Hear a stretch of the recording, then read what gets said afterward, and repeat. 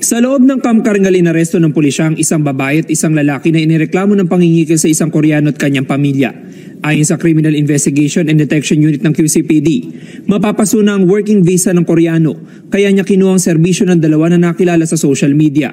By June 2025, na-contact nila itong suspect natin, nagkaroon sila ng deal, transaction, etc. And nag-release sila ng paunang bayad na 168,800 doon sa ating suspect. Plus yung passport and additional documents para doon sa processing nung kanilang working visa and alien certificate of registration.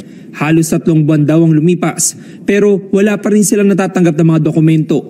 Nang i-verify sa Bureau of Immigration, doon na-discover na walang application na isinumite. Nagsumbong na sa pulisya ang biktima matapos magpadagdag ng bayad ng mga sospek, kaya naikasang entrapment operation.